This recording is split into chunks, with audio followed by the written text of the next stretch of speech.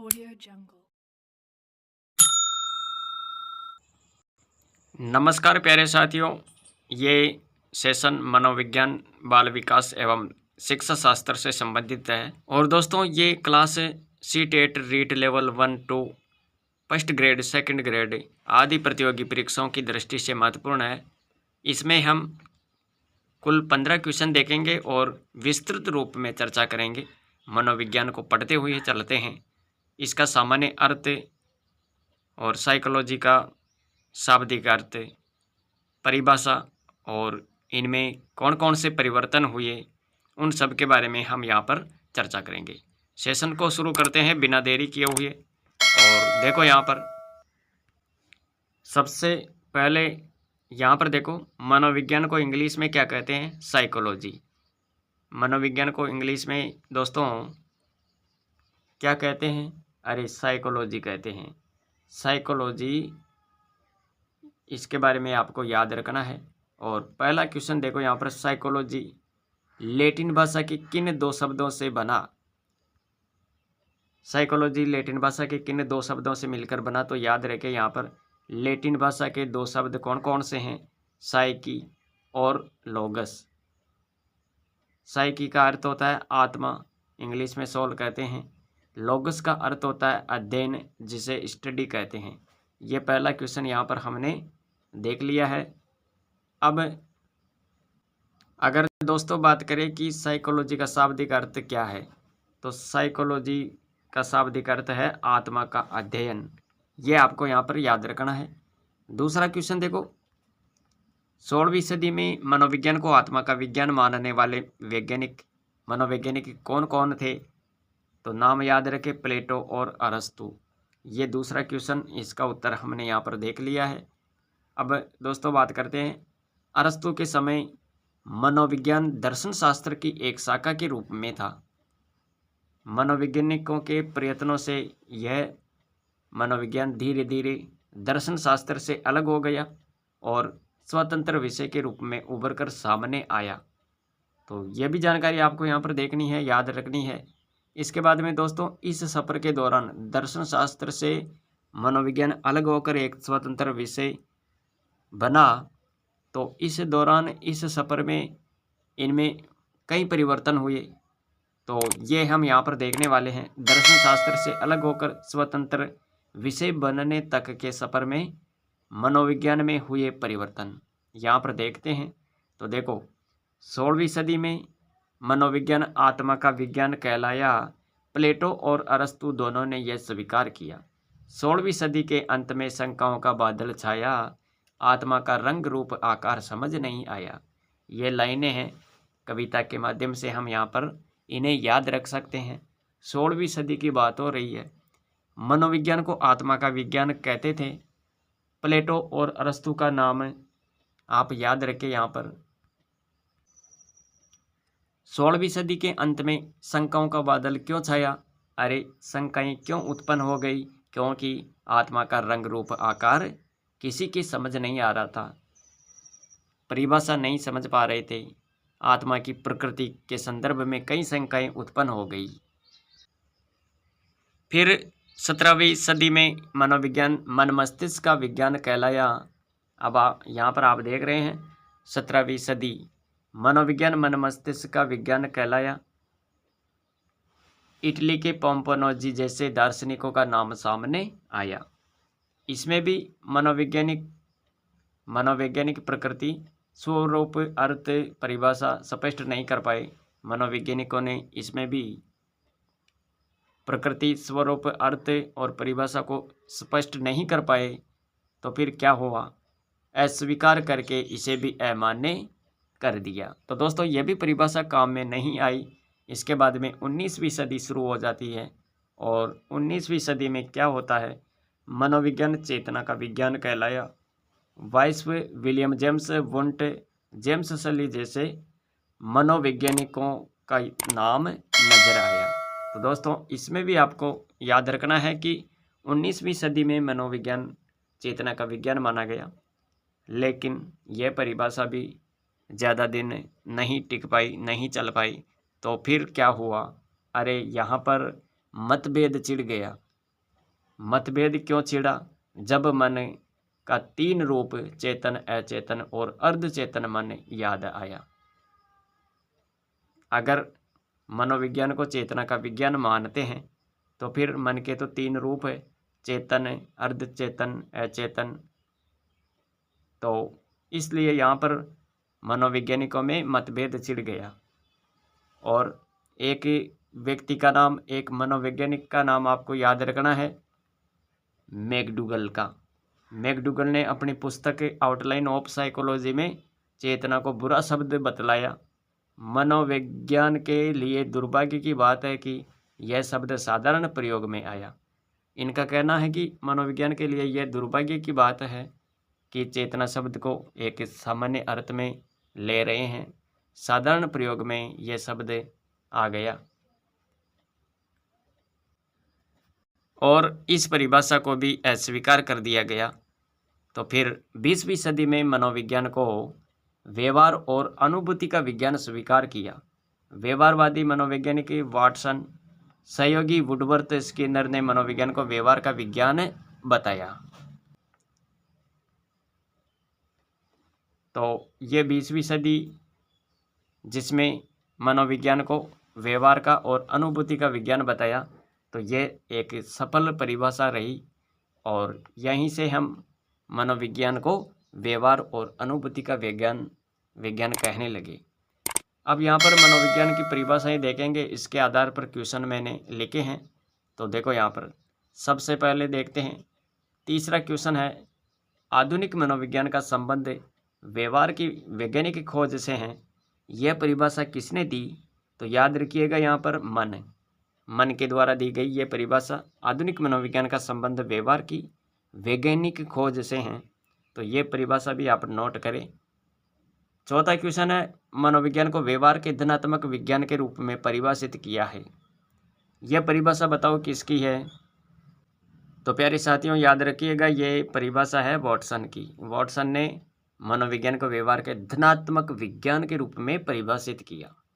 पांचवा क्वेश्चन है, वुडवर्थ ने मनोविज्ञान के बारे में क्या परिभाषित किया? अरे वुडवर्थ ने कौन सी परिभाषा दी? तो देखो यहाँ पर वुडवर्थ के अनुसार मनोविज्ञान वातावरण के संपर्क में होने वाले मानव व्यवहारों का विज्ञान है। तो पांचवा क्वेश्चन भी हमने यहाँ पर देख लिया, मनोविज्ञान की परिभाषाएं हम पढ़ रहे हैं। इसके बाद में 6 नंबर का क्वेश्चन है, मनोविज्ञान पर मैकडूगल के अनुसार परिभाषा बताओ। तो देखो यहाँ पर इसका उत्तर, मैकडूगल ने कौन सी परिभाषा दी मनोविज्ञान के बारे में, क्या लिखा है उन्होंने? तो इन्होंने बताया है कि मनोविज्ञान आचरण और व्यवहार का यथार्थ विज्ञान है, ये परिभाषा है मैकडूगल की। तो दोस्तों ये भी आपको यहाँ पर नोट करना है।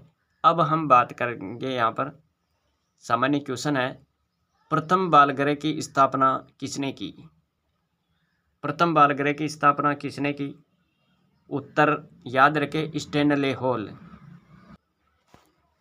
स्टैनले हॉल ने 1887 में न्यूयॉर्क में बाल अपराधियों को सुधारने हेतु बाल गृह की स्थापना की। प्रथम बाल गृह की स्थापना याद रखें 1887 में न्यूयॉर्क में, और किसने? स्टैनले हॉल ने। तो दोस्तों अब यहाँ पर देखो, स्टैनले हॉल ने प्रश्नावली विधि का भी उपयोग किया। बाल अध्ययन आंदोलन के जन्मदाता भी ये माने जाते हैं, और ये आंदोलन 19वीं सदी में शुरू हुआ। कहाँ पर? अमेरिका में। अमेरिका में 1893 में इस आंदोलन की शुरुआत होती है, जिसमें स्टैनले हॉल को बाल अध्ययन आंदोलन के जन्मदाता माना गया। 8वां क्वेश्चन देखो यहाँ पर, 8वां क्वेश्चन क्या कह रहा है, पेडागोजिकल सेमिनारी नामक पत्रिका का प्रकाशन प्रारंभ किसने करवाया? तो दोस्तों याद रखें, स्टैनले हॉल ने 1891 में इस पत्रिका का प्रकाशन प्रारंभ करवाया। और दोस्तों इस पत्रिका का उद्देश्य क्या था? बाल विकास से संबंधित लेखों का प्रकाशन करना। इस पत्रिका का उद्देश्य याद रखें, बाल विकास संबंधित लेखों का प्रकाशन करना।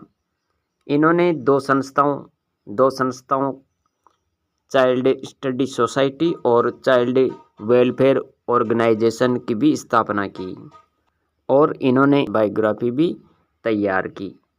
इसके बाद में देखो 9वां क्वेश्चन क्या कह रहा है, किसने बालक विकास का सर्वप्रथम वैज्ञानिक विवरण प्रस्तुत किया। बाल विकास का सर्वप्रथम वैज्ञानिक विवरण किसने प्रस्तुत किया, तो देखिएगा यहाँ पर, तो यह विवरण किसने प्रस्तुत किया, पेस्टालोजी ने 18वीं सदी में। और यह वैज्ञानिक विवरण बेबी बायोग्राफी पर आधारित था। यह अध्ययन अपने 3.5 वर्षीय पुत्र पर किया, तो यह भी आपको यहाँ पर नोट करना है। इसके बाद जर्मन चिकित्सक टाइडमैन ने भी 1787 में अपने बच्चों के शारीरिक और मानसिक विकास का निरीक्षण कर एक विवरण तैयार कर उसे प्रकाशित करवाया। यह अध्ययन भी बेबी बायोग्राफी पर आधारित था। तो दोस्तों ये भी आपको याद रखना है यहाँ पर। 10वां क्वेश्चन है, 17वीं शताब्दी में स्कूल इन्फेंट्स की स्थापना किसने की। 17वीं शताब्दी में स्कूल इन्फेंट्स की स्थापना कोमेनियस ने की। इसने 1657 में बालकों हेतु 2 पुस्तकों की रचना की। पहली पुस्तक बालकों की प्राथमिक शिक्षा पर आधारित थी, जबकि दूसरी पुस्तक पाठ्य सामग्री चित्रों सहित रोचक बनाई गई। अरे दूसरी पुस्तक में क्या किया गया, पाठ्य सामग्री को चित्रों सहित रोचक बनाया गया। तो ये भी आपको यहाँ पर याद रखना है। इसके बाद में बात करते हैं अभिवृद्धि और विकास की। अभिवृद्धि क्या है और विकास क्या है, दोनों में क्या अंतर है, इसके बारे में हम यहाँ पर क्वेश्चन के माध्यम से देखने वाले हैं। 11वां क्वेश्चन देखो, अभिवृद्धि का कोई लक्ष्य नहीं होता। अभिवृद्धि का कोई लक्ष्य नहीं होता, जबकि विकास का कोई ना कोई लक्ष्य होता है। यह कथन सत्य है या असत्य है, तो दोस्तों यह कथन सत्य है, बिल्कुल सही है। इसके बाद में 12वां क्वेश्चन है, अभिवृद्धि और विकास में कौन जीवन पर्यंत चलने वाली प्रक्रिया है। अभिवृद्धि और विकास दोनों में से कौन सी प्रक्रिया ऐसी है जो जीवन पर्यंत चलती रहती है, तो इसमें आपको विकास याद रखना है। अरे विकास ही एक ऐसी प्रक्रिया है जो जीवन पर्यंत चलती रहती है। अभिवृद्धि कुछ समय बाद रुक जाती है, जबकि विकास जीवन पर्यंत चलने वाली प्रक्रिया है। 13वां क्वेश्चन है, अभिवृद्धि का संबंध केवल आकार बढ़ने से है, जबकि विकास का संबंध सभी परिवर्तनों से है। अभिवृद्धि का संबंध केवल आकार बढ़ने से है, जबकि विकास का संबंध सभी परिवर्तनों से है। तो ये भी आपको यहाँ पर याद रखना है। इसके बाद में दोस्तों देखिएगा, यहाँ पर अभिवृद्धि का संबंध केवल आकार बढ़ने से है और विकास का संबंध सभी परिवर्तनों से है। 14 नंबर का क्वेश्चन है, विकास और अभिवृद्धि में से किसका सीधा मापन संभव नहीं है। विकास और अभिवृद्धि इन दोनों में से किसका मापन ऐसा है जो मापना थोड़ा असंभव है, जैसे आसानी से नहीं मापा जा सकता, ये आपको यहाँ पर बताना है। तो दोस्तों विकास के बारे में आपको याद रखना है। विकास का मापन सीधा मापन संभव नहीं हो सकता, तो ये भी आपको यहाँ पर देखना है। इसके बाद में देखो 15 नंबर का क्वेश्चन है, किसके परिवर्तन रचनात्मक कहलाते हैं। किसका परिवर्तन रचनात्मक कहलाता है, तो याद रखें अभिवृद्धि का परिवर्तन ही ऐसा है जो रचनात्मक परिवर्तन कहलाता है, जबकि विकास की बात करें तो विकास के परिवर्तन रचनात्मक भी होते हैं और विनाशात्मक परिवर्तन भी होता है। तो प्यारे साथियों, आज की इस सीरीज में हमने यहाँ पर इस सेशन में क्या देखा, मनोविज्ञान के बारे में हमने विस्तार से चर्चा की। मनोविज्ञान का शाब्दिक अर्थ देखा और इसके महत्वपूर्ण क्वेश्चन भी देखे। यहाँ पर मनोविज्ञान पहले दर्शन शास्त्र के रूप में था, धीरे धीरे ये स्वतंत्र विषय के रूप में सामने आया। तब दर्शन शास्त्र से लेकर मनोविज्ञान के स्वतंत्र विषय बनने तक के सफ़र में जो जो परिवर्तन हुआ, उन सब के बारे में भी हमने यहाँ पर विस्तार से पढ़ा। कविता की लाइनों के माध्यम से पढ़ने की कोशिश की। तो दोस्तों आशा करता हूँ ये क्लास आपको पसंद आई होगी और आपके लिए ये क्लास हेल्पफुल भी रहेगी। मिलेंगे अगली वीडियो में, इसी तरह का कंटेंट हम लेकर आएंगे आपके लिए, जिसमें हम बिना समय गवाए टॉपिक पर चर्चा करेंगे विस्तार से। ये क्लास अपने मित्रों के साथ भी शेयर करें ताकि अधिक से अधिक विद्यार्थी मित्र इस क्लास से जुड़ सके, इसका फ़ायदा उठा सके और हमारी मेहनत भी आप तक पहुंच सके। तो दोस्तों मिलेंगे अगली वीडियो में, आज के लिए इतना ही। Thanks for watching.